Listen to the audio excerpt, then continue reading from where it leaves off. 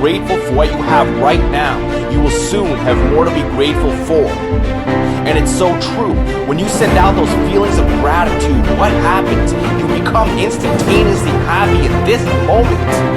When you're grateful and happy with life as it stands today, so many more things will flow into your life to be happy and grateful for.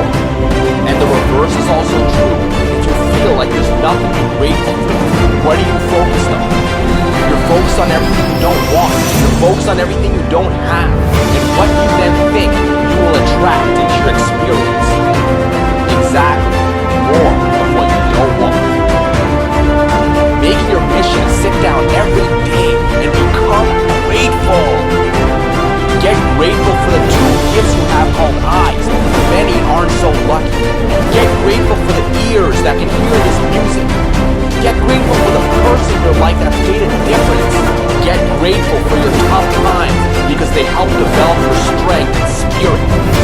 Get grateful for your life. There is so much to be grateful for.